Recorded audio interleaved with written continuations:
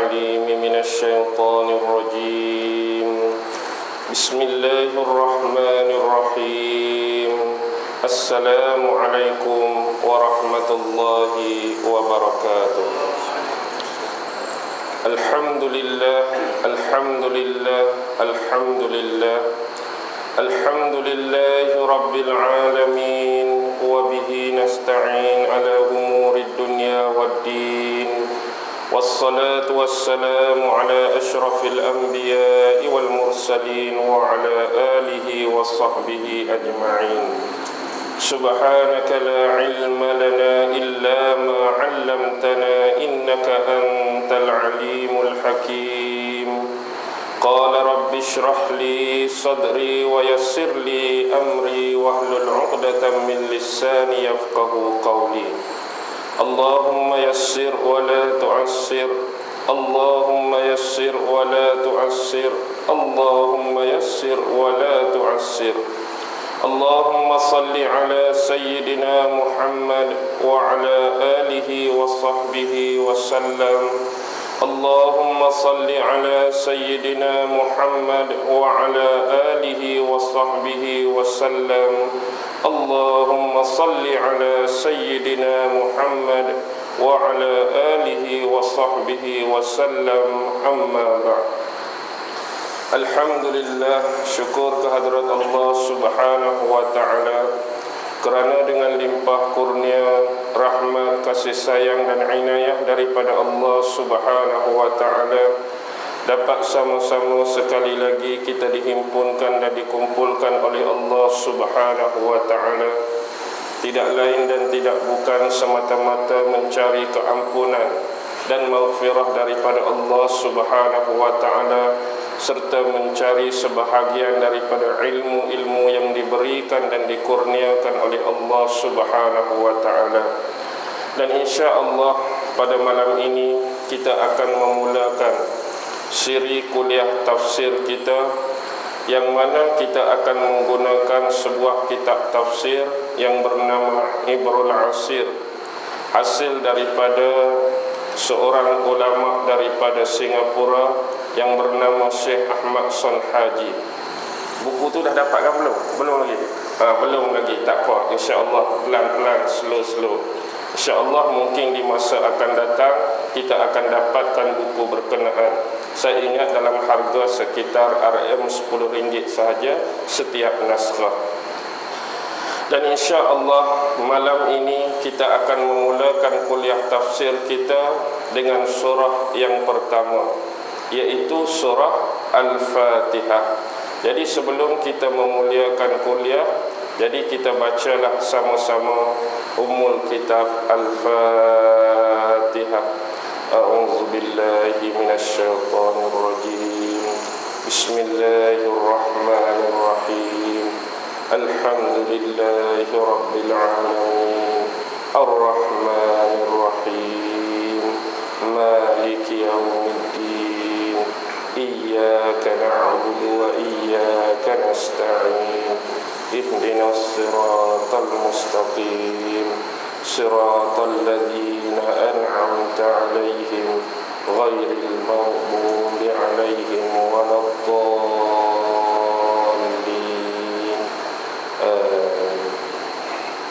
Baik. Jadi insya-Allah kita akan bermula dengan tafsiran bagi surah Al-Fatihah. Jadi sebenarnya surah Al-Fatihah adalah merupakan suatu surah yang diturunkan oleh Allah subhanahu wa ta'ala melalui malaikat Jibril alaihi salam kepada baginda Nabi Muhammad sallallahu alaihi wasallam. Secara keseluruhannya ayat-ayat di dalam surah ini turun di bumi Mekah. Bila ayat-ayat ini diturunkan di bumi Mekah, secara automatiknya ayat-ayat daripada surah Al-Fatihah dikenali sebagai surah Makkiyah. Di dalam pembelajaran ilmu Al-Quran ada ayat yang dikenali sebagai ayat-ayat Makkiyah dan ada ayat-ayat yang dikenali sebagai ayat-ayat Madaniyah. sebagaimana yang kita sebutkan pada beberapa minggu yang lepas, yaitu di dalam 114 surah Al-Quran yang pernah turun kepada Nabi Muhammad sallallahu alaihi wasallam, 86 daripadanya adalah surah Madaniyah dan 28 daripadanya adalah surah Makkiyah. 86 surah Madaniyah, 28 ialah surah Al-Makkiyah. Yang termasuk di dalam surah Al-Makkiyah ialah surah Al-Fatihah yang juga diturunkan di bumi Mekah. Sebagaimana yang pernah diriwayatkan daripada sahabat dan juga menantu kepada Nabi Muhammad sallallahu alaihi wasallam sendiri, yaitu Sayyidina Ali bin Abi Talib. Beliau pernah meriwayatkan sesungguhnya surah Al-Fatihah diturunkan di kota Mekah dan dia diturunkan daripada bawah perbendaharaan Arasy Allah. Ini kata-kata yang diriwayatkan daripada Sayyidina Ali. Beliau mengungkapkan bahawa surah Al-Fatihah ini diturunkan di kota Mekah dan surah ini diturunkan khusus daripada bawah perbendaharaan Arasy Allah. Ini bermaksud surah ini adalah merupakan suatu surah yang cukup agung, satu surah yang cukup besar dan satu surah yang cukup mulia. Bahkan di dalam beberapa kitab tafsir diceritakan dan dihuraikan oleh beberapa orang ulama, ketika turunnya ayat-ayat daripada surah Al-Fatihah ini yang mengiringinya hampir 70.000 orang malaikat. Yang mengiringi surah ini turun, waktu turun pada Nabi itu hampir 70.000 orang malaikat. Sebenarnya dalam ilmu tata bahasa, kalau kita sebut 70.000 orang malaikat, betul ke salah? Sebab malaikat tu boleh dikategori orang ke bukan orang. Kalau kita tak apalah, kita nak kata kita ni orang, 17 orang, 30 orang, 20 orang. Malaikat kita kata 70.000 orang, kena atau tidak? Kalau yang betul tak kena, tapi tak ada bahasa lain kita nak terjemahkan untuk malaikat dari sudut bilangan, tak apalah. Arab difahami 70.000 orang ialah dari sudut jumlah dan kuantiti dia. Jadi itulah menunjukkan betapa besarnya surah ini di sisi Allah Subhanahu wa taala dan di sisi perbendaharaan Arasy Allah sendiri. Di dalam riwayat yang lain daripada seorang yang bernama Amru bin Saleh. Amru bin Saleh, beliau telah meriwayatkan, sesungguhnya aku mendengar daripada bapakku, yang mana bapakku ini mengatakan dia mendengar daripada Al-Kalbi, dan Al-Kalbi pula mendengar daripada Abu Saleh, dan Abu Saleh mendengar daripada sahabat Nabi yang bernama Abdullah ibnu Abbas. Abdullah ibnu Abbas meriwayatkan, suatu ketika Nabi Muhammad sallallahu alaihi wasallam telah membacakan ayat-ayat daripada surah Al-Fatihah ketika berada di bumi Mekah. Dan diceritakan bila Nabi membaca Bismillahirrahmanirrahim, Alhamdulillahi Rabbil Alamin, sampailah waladdallin. Nabi pernah baca surah ini di kota Mekah. Bila habis saja ayat ini, para pemuka Quraisy, para kafir musyrikin di Mekah lalu mengucapkan kalimah seumpama ini, moga-moga Allah menghancurkan mulutmu wahai Muhammad, atau perkataan yang senada dengannya. Dan ada juga riwayat yang menyebutkan, moga-moga Allah membinasakan mulutmu wahai Muhammad. Ini kerana kebencian mereka, dengki mereka yang meluap-luap kepada Nabi Muhammad sallallahu alaihi wasallam. Tambahan pula ada wahyu yang diturunkan kepada Nabi dan secara terbuka Nabi Muhammad sallallahu alaihi wasallam membacakan ayat-ayat tersebut di hadapan mereka. Jadi bila Nabi baca ayat-ayat daripada surah Al-Fatihah ini, habis saja baca, mereka kutuk Nabi. Mereka mendoakan satu doa kecelakaan dan membinasakan buat Rasulullah. Tapi hal ini telah diriwayatkan daripada sahabat Abdullah ibnu Abbas, memang benar-benar terjadi dan benar-benar berlaku. Begitu jugalah sebuah hadis yang diriwayatkan daripada sahabat Abu Hurairah radhiyallahu taala anhu, yang mana ketika itu Rasulullah bersabda, Rasulullah sebelum dia nak bersabda ni, ada seorang sahabat lain yang bernama Ubay bin Ka'ab. Waktu tu Nabi dia tak baca sendiri surah Al-Fatihah, tapi Nabi minta sahabat yang nama Ubay bin Ka'ab ni tolong bacakan untuk Nabi. Dan kadang-kadang inilah yang berlaku kepada watak dan kepribadian Rasulullah. Kadang-kadang beliau sendiri yang membacakan ayat-ayat tersebut, kadang-kadang Rasulullah minta para sahabat membacakannya untuk beliau. Antara dalam riwayat-riwayat yang masyhur, nama-nama sahabat yang selalu diminta oleh Rasulullah dibacakan ayat-ayat Al-Quran, antaranya ialah penama pada malam ini, iaitu Ubay bin Ka'ab. Kadang-kadang ada Nabi meminta daripada Abdullah ibnu Mas'ud untuk membacakan untuknya. Kadang-kadang Nabi minta sahabat yang nama Abu Musa Asy'ari yang membacakan ayat-ayat untuk dia. Jadi kes yang berlaku, hadis yang diriwayatkan oleh Abu Hurairah ni, sahabat yang Nabi minta tolong baca surah ini ialah Ubay bin Ka'ab. Habis sahaja Ubay bin Ka'ab waladdallin, lalu Rasulullah bersabda, sesungguhnya demi jiwaku yang berada di tangannya, sesungguhnya Allah tidak pernah menurunkan satu surah semisal ini. Dengan bahasa lain, sesungguhnya Allah tak pernah menurunkan surah seumpama ini di dalam kitab-kitab sebelum ini. Apa yang Nabi maksudkan satu surah seumpama Fatihah ini, Allah tak pernah turunkan dalam kitab Taurat. Satu surah seumpama Al-Fatihah ni Allah tak pernah turunkan dalam kitab seumpama Zabur. Satu surah seumpama Al-Fatihah ini Allah tak pernah turunkan dalam kitab yang bernama Injil. Tetapi Allah menurunkan bersekali dan berserta dengan Al-Quran, khusus sebagai wahyu terakhir, kitab terakhir kepada Nabi Muhammad sallallahu alaihi wasallam, yang mana dia juga digelar sebagai As-Sab'ul Masani, iaitu 7 ayat yang berupa ayat-ayat berbentuk pujian yang diulang-ulang bacaannya, dan diberikan kepadaku Al-Quran yang mulia.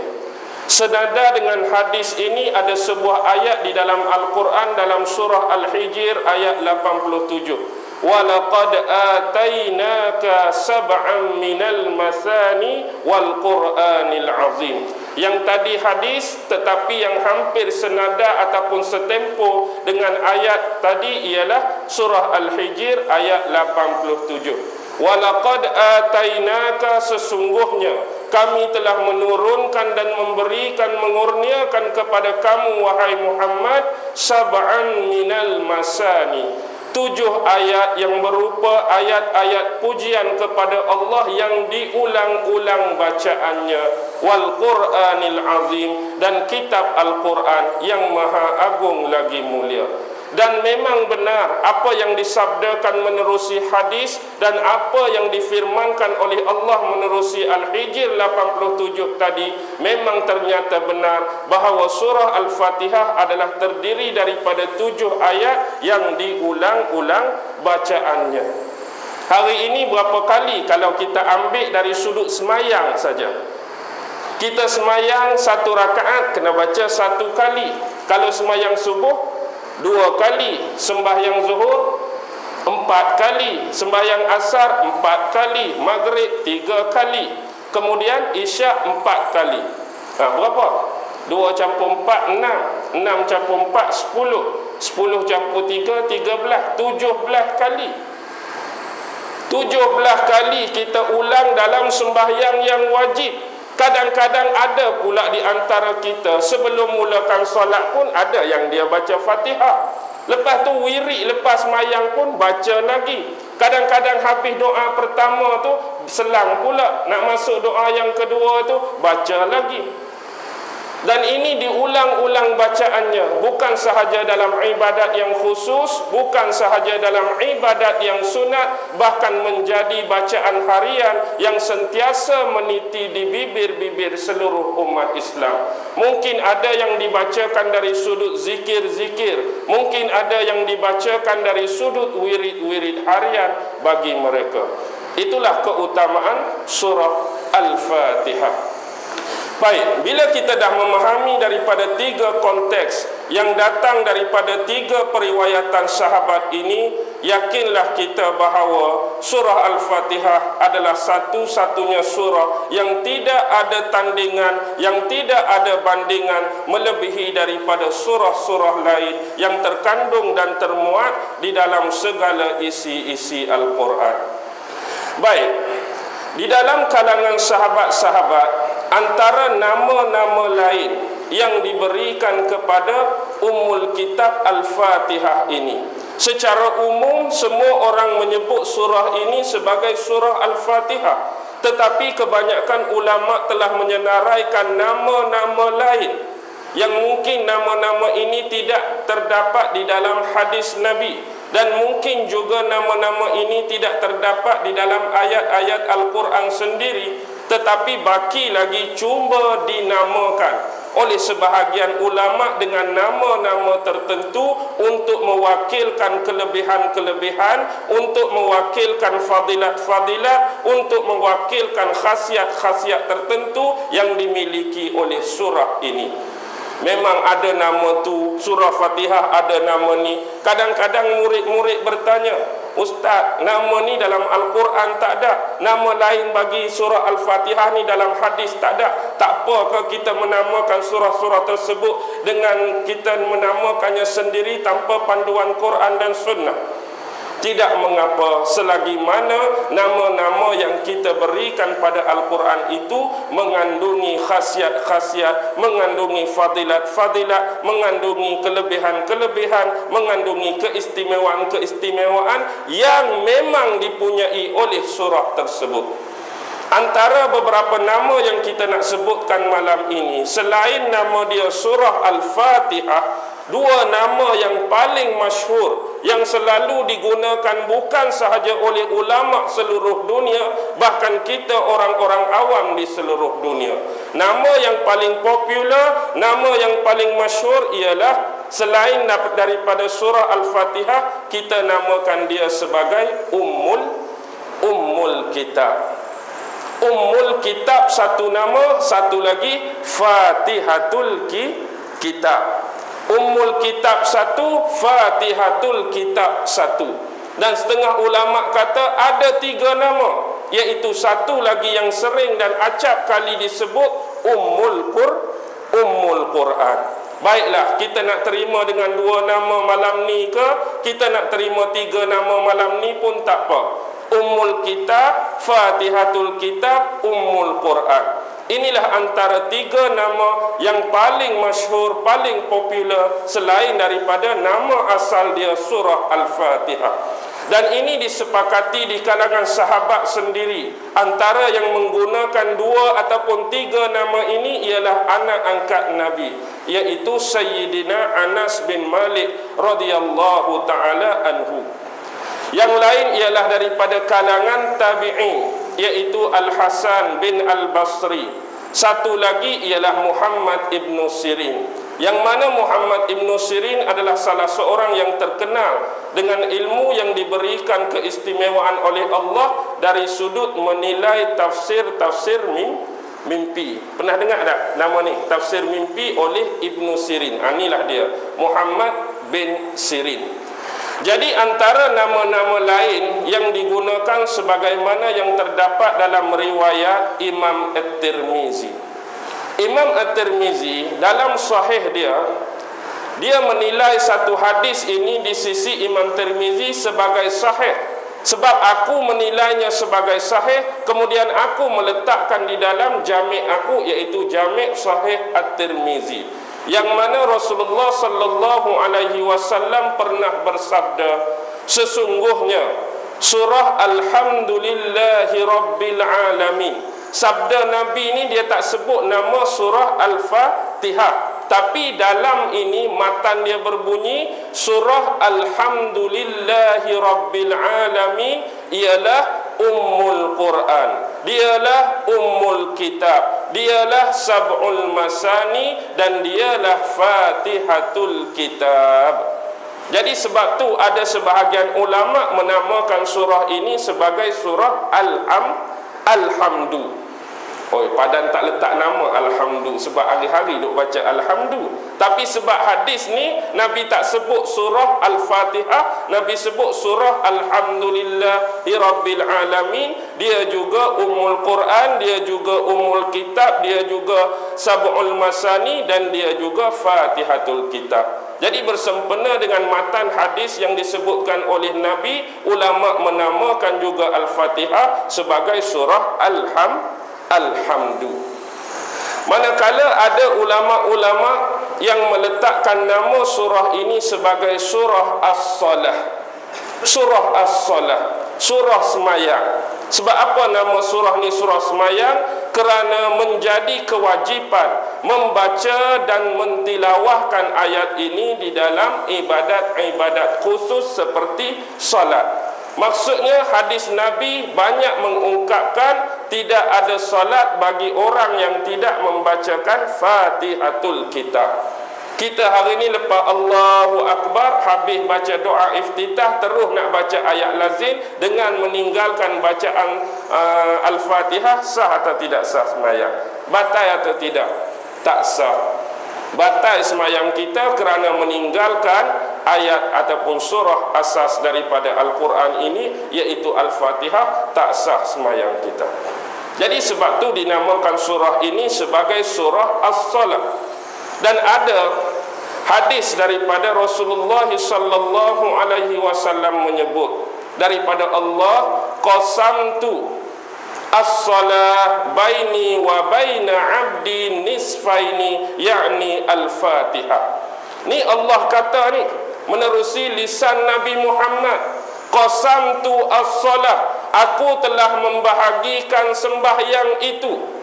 Allah dia sendiri membahagikan sembahyang baini wa baina abdi, di antara aku dengan hamba-hamba aku ini, nisfaini, terbahagi kepada dua.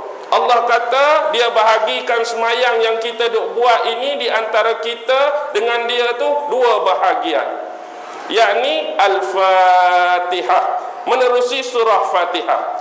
Fa idza qala al-'abdu, apabila sahaja hambaku membacakan Alhamdulillahi Rabbil Alamin, qala Allah Ta'ala hamidani abdi.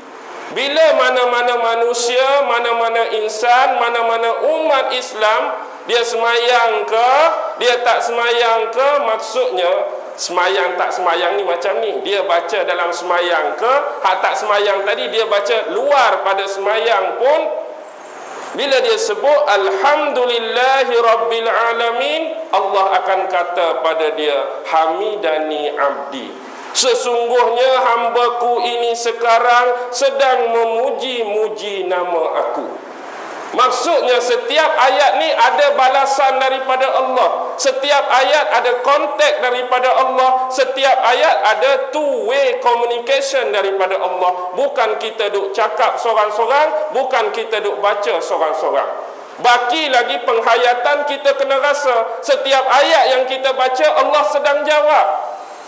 Bila sekarang tukar, apa yang kita rasa sebelum ini tak ada langsung Allah jawab, mulai malam ni biar rasa Allah sedang jawab. Bila kita sebut Alhamdulillahi Rabbil Alamin, Allah sedang jawab kat kita hamidani abdi, hambaku ini sekarang sedang memuji-muji nama aku. Wa idza qala al-'abdu ar-rahmanir rahim, bila saja kita sebut Ar-Rahmanir Rahim, qala Allah Ta'ala asna alayya abdi, sesungguhnya hambaku ini sedang mengangkat, melambung-lambung, mengagungkan nama-namaku. Jadi bila kita sebut Ar-Rahmanir Rahim, Allah balas kat kita, kamu ni sekarang sedang angkat nama aku, sedang puji aku, sedang lambung nama-nama aku.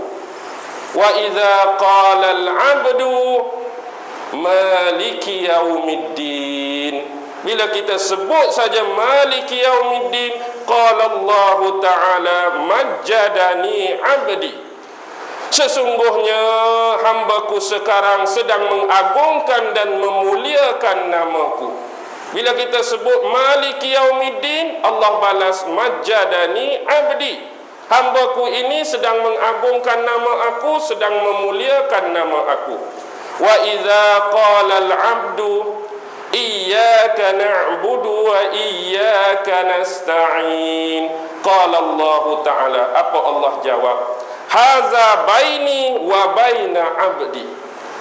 Inilah tempoh dan jarak perantaraan antara aku dengan hambaku. Wali 'abdi ma sa'ala, dan bagi hambaku apa saja yang dia minta, pasti aku akan bagi, pasti aku akan beri, pasti aku akan tunaikan.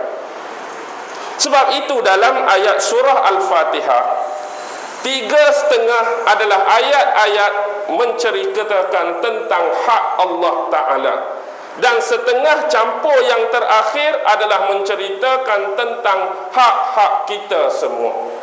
Dalam surah Fatihah yang kita duk baca hari-hari 7 ayat tu, 3 ayat setengah tu hak Allah. Hak Allah.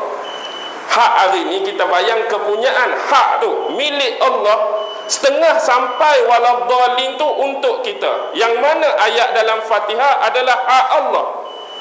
Bismillahirrahmanirrahim. Alhamdulillahi rabbil alamin. Hak Allah.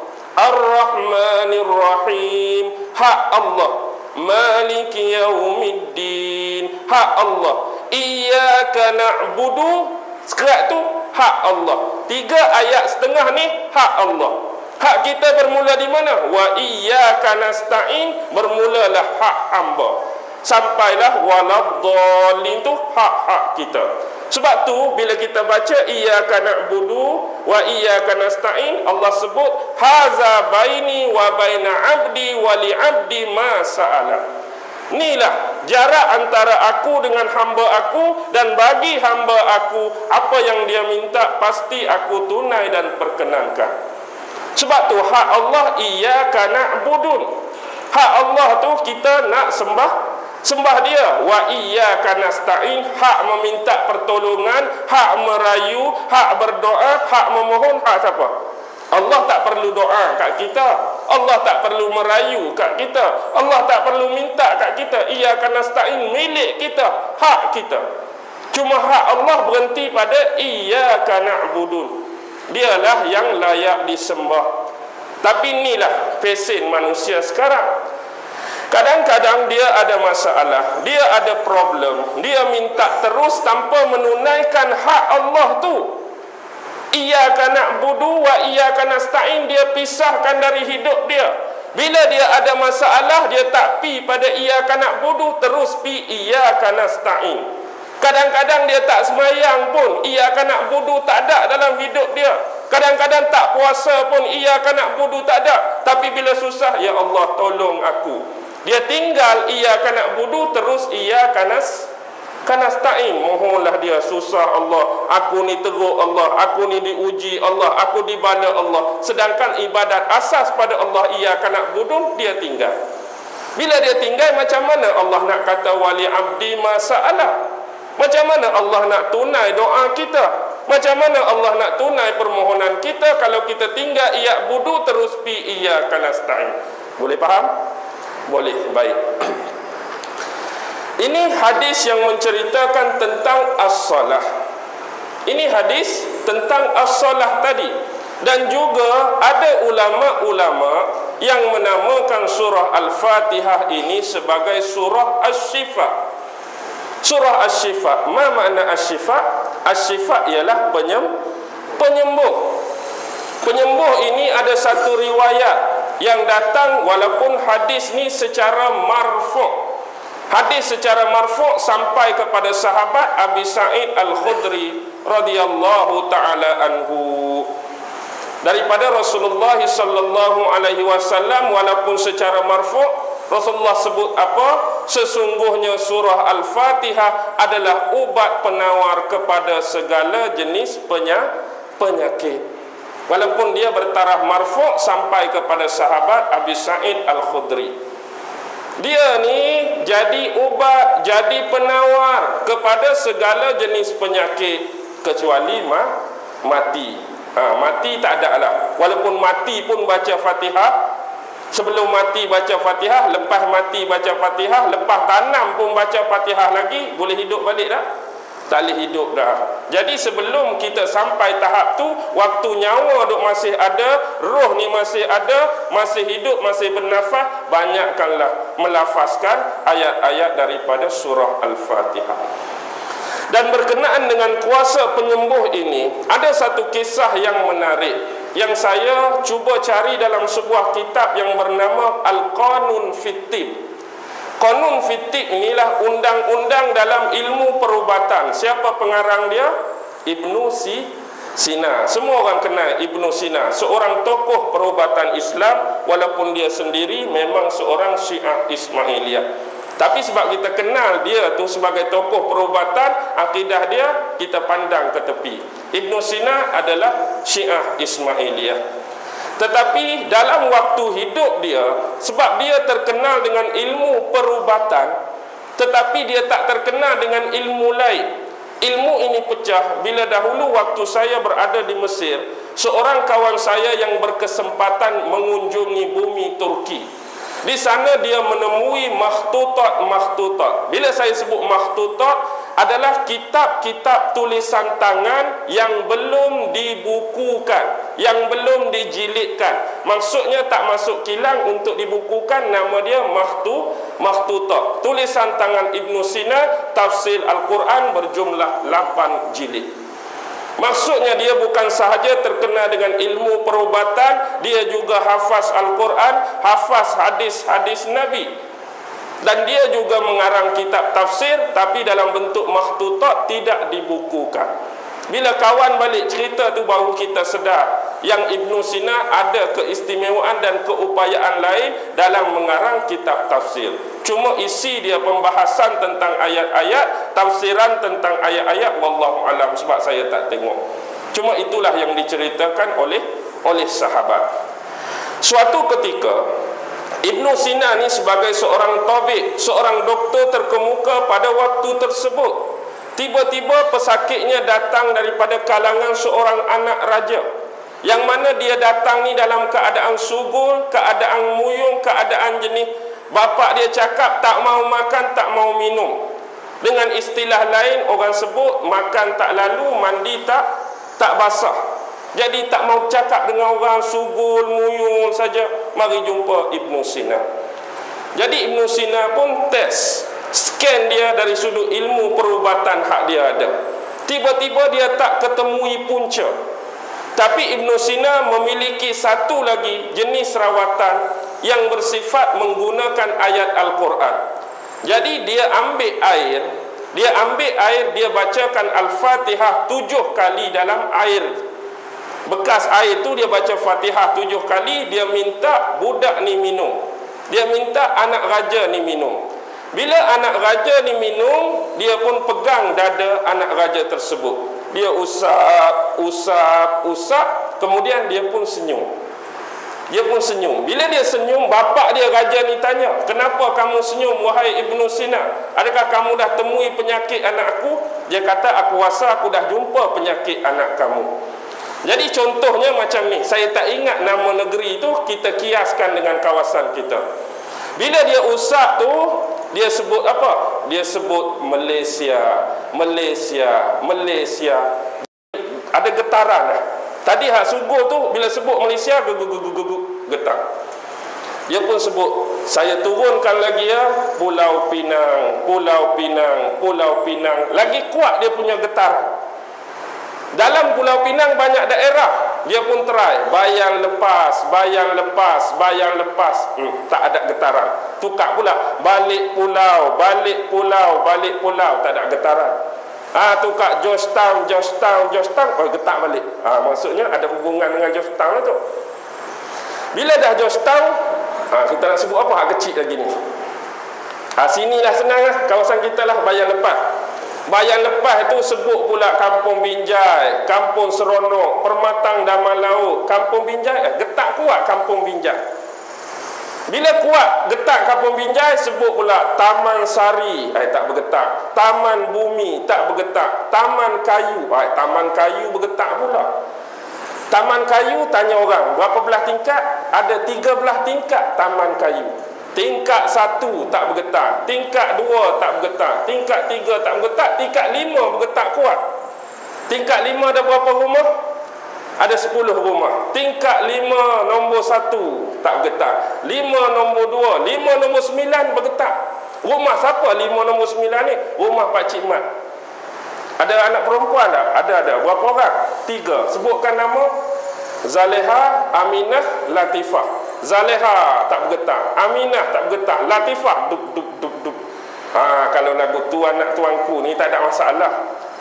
Sebenarnya ada ni perempuan hak dia suka ni, tapi ikut negeri hak dia sebut tadi. Tapi dia perincikan lagu tu bertemu jalan dia. Maksudnya dia tu memang dah jumpa seorang perempuan hak dia duk gila, hak dia duk suka. Dia sugul sebab perempuan tu rakyat biasa. Takut dia nak minta kahwin dengan bapak dia, takut bapak dia tak suka, takut bapak dia tak berkenan. Jadi dia simpan benda tu boleh makan diri dia. Jadi dengan perubatan tu dia boleh kesan pula. Tak ada masalah ji. Tapi dia baca Al-Fatihah 7 kali tu sebagai cara metod dia berubat. Wallahu alam apa bacaan-bacaan lain yang dia tak sebut dalam kisah tadi. Tapi nak cakap dia sebut ayat tu 7 kali, dia himbus, bagi dekat budak tu minum, kemudian dia usap. Hak ni kita kena belajar lebih lagi kot. Itu kena pakai ilmu psikologi, ilmu jiwa, macam Rajinikan lah, filem Chandramukhi tu. Siapa pernah tengok filem Chandramukhi? Pakar psikik dah. Tak apalah, kita belajar ilmu lain. Okey, dinamakan surah Asy-Syifa. Okey, seterusnya juga dia dinamakan surah Ar-Ruqyah. Apa makna Ruqyah? Bukan nama orang Ruqyah ni dah. Ruqyah ni selalu kita nak belajar Ruqyah syariah, Ruqyah syariah. Belajar cara perubatan Islam. Mai aku Ruqyah dia ni, mai aku Ruqyah dia ni. Bukan nama orang tu Ruqyah, dia nak menjampi orang tu.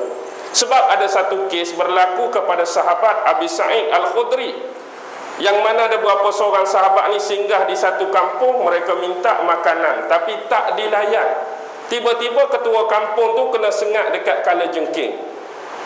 Tiba-tiba mari seorang wakil dia, walaupun apa yang kamu dakwah kepada kami, iaitu dakwah Islam tu kami tak suka, tapi kami tak ada cara lain dah, tak ada orang lain dah boleh minta tolong. Pandai dah ada salah seorang daripada kamu ni meruqyah, jampi menjampi, baca jampi supaya sembuh ketua kampung kami. Dia kata tadi kami minta makanan, kamu tak bagi, tapi lepas ni kalau janji dia sembuh, janji dia okey, kena bagi makanan lah. Dia pun ubat, baca dengan apa? Al-Fatihah je dia baca. Tiba-tiba sembuh sungguh. Bila sembuh sungguh, kawan tu janji dia tunai, dapatlah makanan. Bila balik dia cerita dekat Nabi, sebab dia bimbang takut menggunakan ayat Allah untuk imbuhan, menggunakan ayat Allah nak makanan tadi, menggunakan ayat Allah bukan ikhlas kerana Allah, tapi nak benda tu salah ke tak salah. Jadi Rasulullah kata tak salah, tapi dengan syarat lain kali kalau siapa yang bagi makanan tu, bagi jugalah dekat aku sekali. Lagu tu lah, maksudnya benda tu boleh. Kalau orang bagi kuih, aku pun nak makan juga. Kalau orang tu bagi makanan, bagi kat aku sekali. Maksudnya benda tu diharuskan. Ambil upah atas ruqyah terhadap seseorang. Sebab itulah dinamakan sebagai surah Ar-Ruqyah. Sebab ada hadis jelas Nabi sebut, siapakah yang memberitahukan kepada kamu bahawa surah Al-Fatihah adalah ayat-ayat ruqyah? Tu Nabi tanya sahabat. Jadi sebab Nabi tanya tu ada perkataan ruqyah, mereka menamakan surah ini surah ruqyah. Dengar betul-betul Nabi tanya tadi, siapakah yang memberitahukan kepada kamu bahawa ayat-ayat daripada surah ini adalah ayat-ayat ruqyah? Bila sebut kata ruqyah tu, mereka pun menamakan surah ni surah Ar-Ruqyah. Baik. Ada sebuah asar. Bukan waktu asar ni. Asar ni bab dalam ilmu hadis. Sebuah asar yang diriwayatkan daripada Imam Sya'bi. Seorang imam nama dia Sya'bi, dia meriwayatkan sebuah asar yang sampai riwayat ini kepada sahabat Nabi yang nama Abdullah ibnu Abbas. Abdullah ibnu Abbas ni, dia meriwayatkan bahawa selain daripada nama-nama yang disebutkan di atas, dia sendiri menamakan surah Al-Fatihah sebagai Asasul Quran. Apa maksud Asasul Quran? Asas bagi Al-Quran. Bahasa mudah, fondasi bagi Al-Quran, base bagi Al-Quran, foundation bagi Al-Quran, tapak bagi Al-Quran. Tak ada benda lain surah Al-Fatihah. Dan dia pernah menyebut dalam sebuah riwayat, Asasul Quran kalimah Bismillahirrahmanirrahim. Sebab tu sesetengah ulama menamakan surah ini sebagai surah Asasul Quran. Baik, Imam Sufyan bin Uyainah. Siapa Sufyan bin Uyainah? Tabi'in, dan merupakan salah seorang daripada fuqaha us-sab'ah al-Madinah. Selepas zaman sahabat-sahabat berlalu, ada 7 orang ahli fiqh yang terkenal dalam sejarah di bumi Madinah. Dia panggil 7 fuqaha us-sab'ah fil Madinah. Salah seorang ialah Sufyan bin Uyainah. Dia ni siapa? Menantu Abu Hurairah. Tertukar, bukan. Menantu Abu Hurairah Sa'id ibnul Musayyab. Tertukar, jangan tersilap. Menantu Abu Hurairah Sa'id bin Musayyab. Sa'id bin Musayyab pun fuqaha us-sab'ah. Yang ini Sufyan bin Uyainah. Sufyan bin Uyainah ni, dia adalah salah seorang fuqaha sab'ah tadi. Dia menamakan surah Al-Fatihah sebagai surah Al-Waqiyah. Nama dia Al-Waqiyah. Nama lain, tak ada orang lain letak nama ni, tapi Sufyan bin Uyainah letak surah Al-Waqiyah. Waqiyah bukan waqiah. Surah Waqiah tu surah dalam Quran. Ni Waqiyah. Seorang lagi Imam Yahya ibnu Katsir meletakkan nama Al-Quran sebagai Al-Kafiyah. Al-Kafiyah, yang kita selalu wirid lepas sembahyang subuh. Ya Latifu ya Kafi tu. Al-Kafi tu kafiyah. Apa maksud kafi? Mencukupi. Sebab dia kata surah Al-Fatihah ini memang mencukupi dan tidak memerlukan surah yang lain. Tetapi surah yang lain tidak mencukupi kecuali perlu adanya surah Al-Fatihah. Faham ke tak ayat ni? Ayat ni dengan bahasa yang mudah, surah Al-Fatihah ini mencukupi untuk batang tubuh dia sendiri tanpa memerlukan surah-surah yang lain. Tetapi surah-surah yang lain tidak mencukupi, tidak berkecukupan kecuali perlu adanya surah Al-Fatihah. Maksudnya Fatihah ni dia berdiri dengan diri dia sendiri, cukup istimewa tanpa perlu surah lain. Tapi seolah-olah surah lain tak lengkap, tak sempurna kecuali perlu adanya surah Al-Fatihah. Sebab itu Fatihah bila kita bacalah. Tapi surah lain sebelum baca surah perlu baca Al-Fatihah. Dia ambil ini dalam sebuah hadis yang beriwayatan berpredikat mursal. Dengan bahasa ilmu hadis, hadis ni adalah hadis mursal. Sesungguhnya surah Al-Fatihah adalah berkecukupan bagi dirinya sendiri dan tidak memerlukan kepada yang lain. Sedangkan surah-surah yang lain tidak mencukupi dan berkecukupan kecuali jika tidak disertai dengan surah Al-Fatihah. Walaupun hadis ini bertaraf mursal, dia diterima di kalangan ahli-ahli hadis. Baik, ada nama lain yang diberikan, iaitu Al-Kanzu was-Salah. Salah tadi ada dah ke atas. Al-Kanzu. Apa maksud Al-Kanzu? Kaf nun zai. Zai panjang. Kaf nun zai maksud dia hak Saidina Ali sebut di awal tadi. Hak Saidina Ali sebut di awal tadi, kanzun bermaksud perbendaharaan. Dinamakan surah ini perbendaharaan oleh seorang imam tafsir, iaitu Imam Zamakhsyari. Imam Zamakhsyari ni dia lebih mirip kepada fahaman Mu'tazilah. Dia lebih mirip kepada fahaman Mu'tazilah.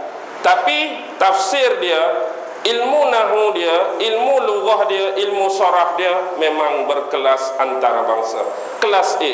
Sebab itu tafsir dia hari ini diterima, iaitu tafsir yang bernama Al-Kasyaf. Pernah seorang ulama ahli sunnah wal jamaah, saya lupa nama ulama tersebut, pernah berdebat dengan Zamakhsyari.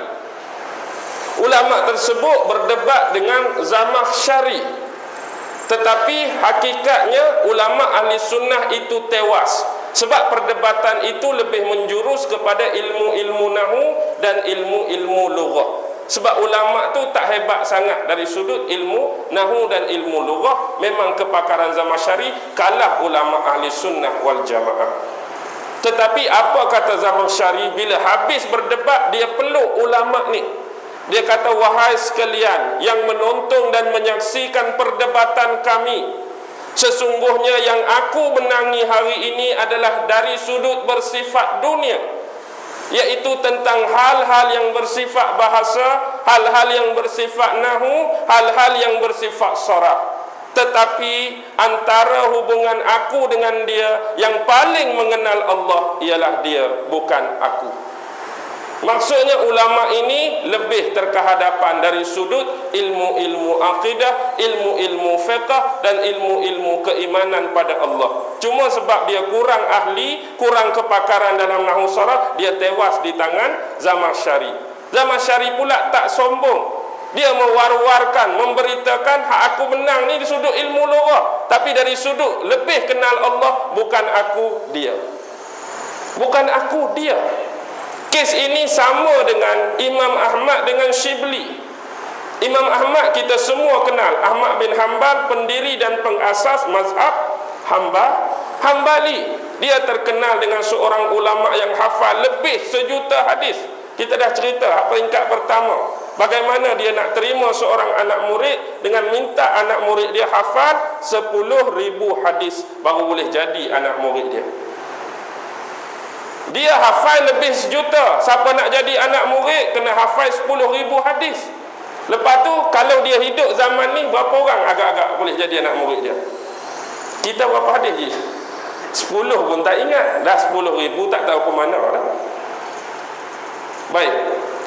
Demikian dia ada anak yang nama Abdullah. Tapi Imam Ahmad ni dia suka berkawan, dia suka bercakap, bersembang dengan Shibli. Shibli ni salah seorang ulama tasawuf, seorang wali Allah yang penghujung zaman dah Shibli ni.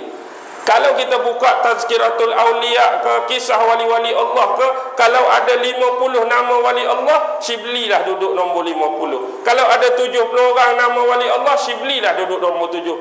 Dia ni hak hujung-hujung, hak lah dah. Dia ni anak murid kepada Abu Mansur Al-Hallaj.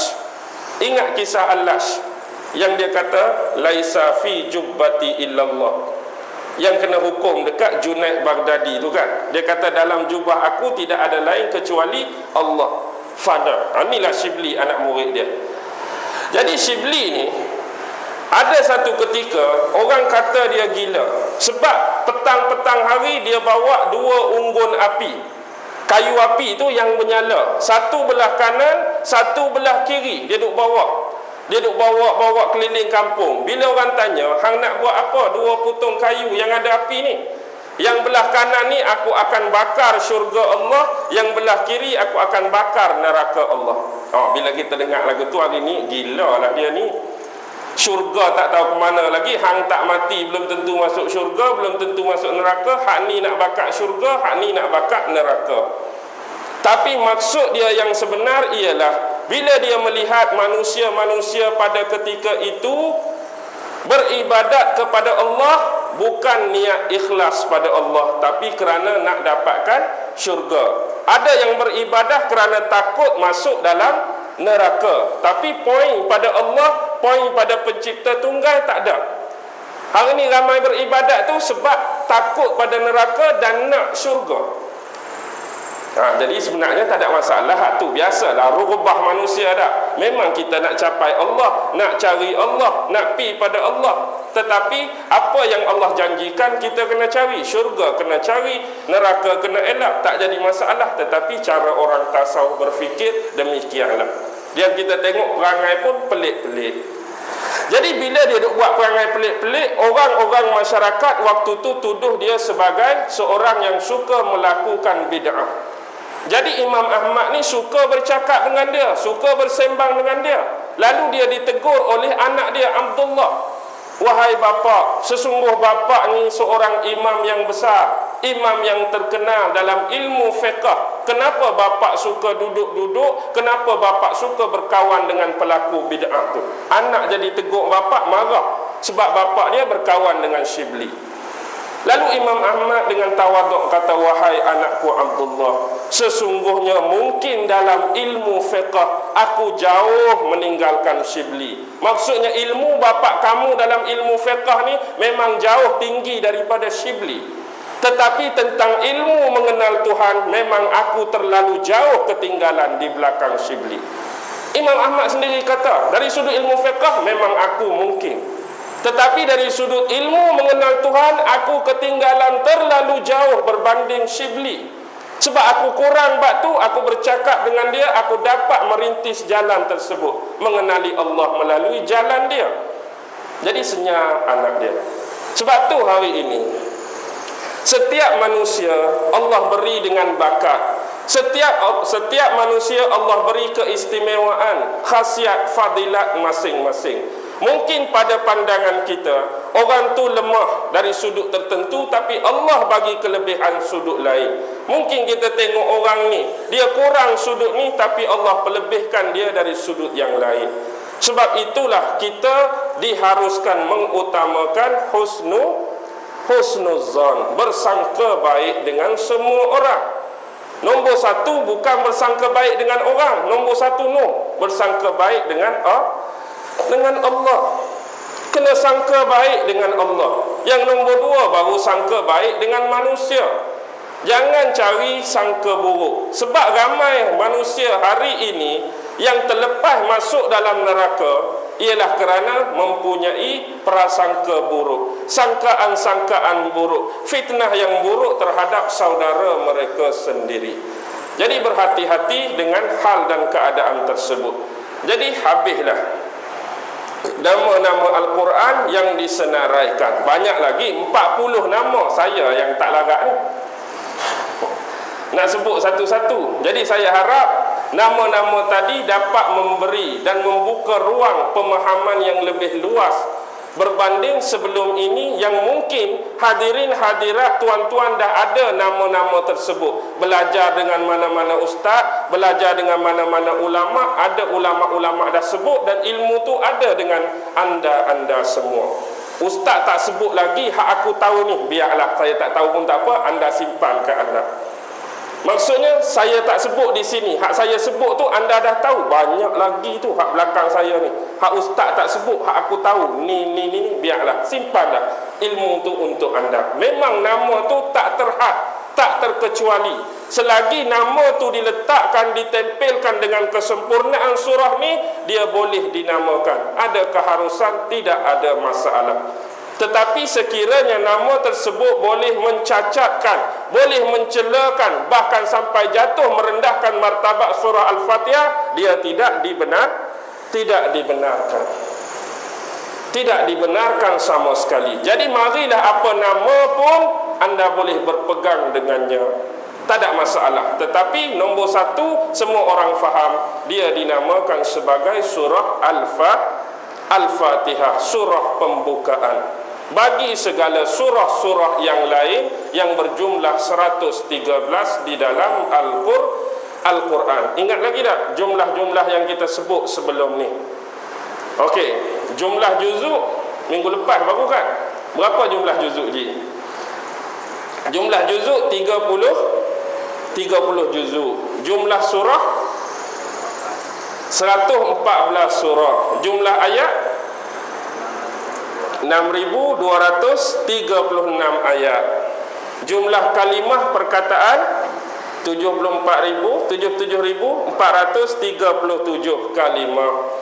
Jumlah huruf Al-Quran 323.671 huruf.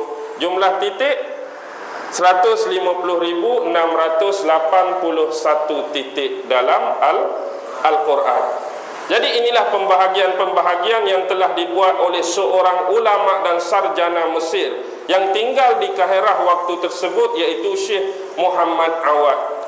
Jadi selepas dia buat ini 1960 contoh, dia kaji, dia cari, dia analisa, dia spesifik benda-benda yang kita baru sebutkan tadi tu tahun 1960. Dan tidak saya ketahui, wallahu alam, mungkin dah ada yang tak sampai lagi ilmu tu pada saya tak temui lagi seorang ulama ataupun seorang cendekiawan daripada Islam lepas tahun tu dia menspesifikkan sama seperti Syekh Muhammad Awad tadi.